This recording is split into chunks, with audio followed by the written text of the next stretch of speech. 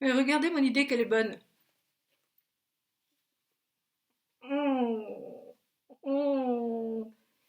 Après les gilets jaunes, les masques jaunes. Qu'est-ce que vous faites? Eh ben, j'attends le tuto avec le gilet jaune d'hiver qui devient le masque jaune d'été.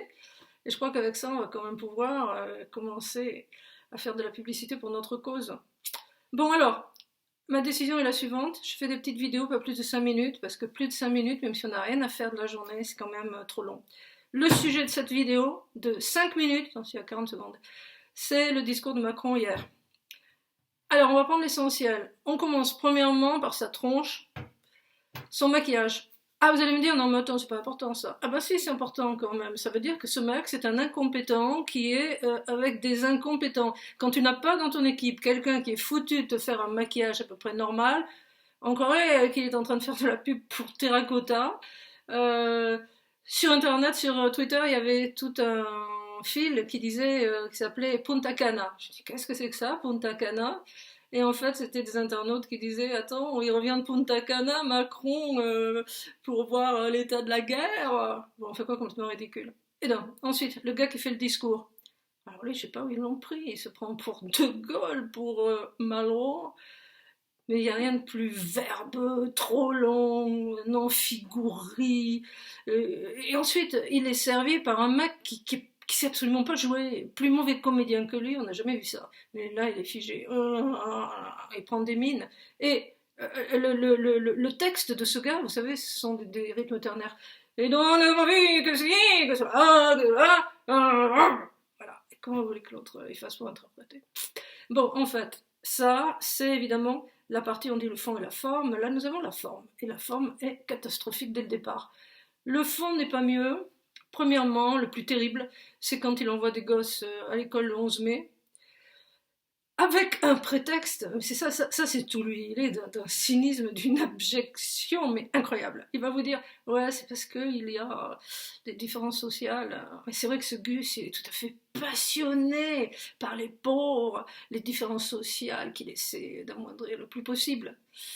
Donc, ces pauvres enfants qui sont pas aidés par leurs parents, l'idée n'est pas fausse, on va les envoyer à l'école, pour qui? Pour faire plaisir aux MEDEF et que les parents puissent bosser. Voilà, donc ça c'est pas mal. Ensuite, deuxième truc, les gens fragiles. Les gens fragiles. Moi je vais t'en foutre des gens fragiles. Putain de merde. J'ai 76 ans. Une saison. C'est la saison. Et je suis pas fragile du tout. Hein.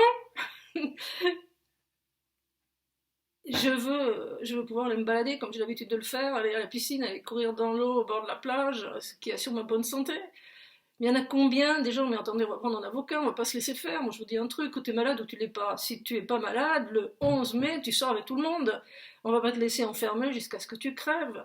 Alors, il y avait l'autre folle, là, je sais pas comment elle s'appelle, un nom de call girl, là, Van Leden, qui a dit, oui, il faudra que les personnes fragiles restent chez elles jusqu'à la fin de l'année.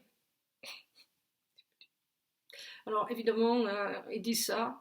En réalité, ce qui se passe, c'est que au bout de quelques temps, ils disent non, non, pas jusqu'à la fin de l'année, simplement à la fin de l'été. Et comme ça, tu crèves de chaleur dans ta maison. Mais c'est un crime contre l'humanité, cette histoire. Je rigole, mais il faut bien voir qu'il y a déjà je ne sais pas combien de vieilles personnes qui sont mortes dans des conditions abominables, mais ils n'ont pas compris. Ils continuent avec leurs grands airs. Oh, les personnes fragiles. Il faut te casser la gueule, les personnes fragiles, si tu continues comme ça. Le dernier point, le plus. Alors, un autre point, le coup de la chloroquine, il n'en dit pas un mot. Raoult, on ne sait pas qui c'est, je ne sais pas s'il y a eu un accord entre eux, c'est-à-dire il lui a dit, Macron a dit à Raoult, bon, tu fermes ta gueule, comme ça, on va quand même faire des essais avec ton truc. Mais il est bien évident que ça m'étonnerait beaucoup que ce produit pas cher soit choisi par la France. Passons. Et ensuite, le dernier truc, c'est cette espèce de volonté qui est chez lui de vouloir absolument arriver à la vaccination. Quand on sait que le grand ami Bill Gates, qui est en fait le patron de l'OMS, pousse à la vaccination, on commence à se poser des questions. La suite est la suivante. Est-ce que cette pandémie est une pandémie avec des microbes, c'est dangereux, il faut faire attention, ou bien c'est un coup d'État montré contre les peuples par la haute finance? Ah, prochain sujet. M'envoyez le tuto.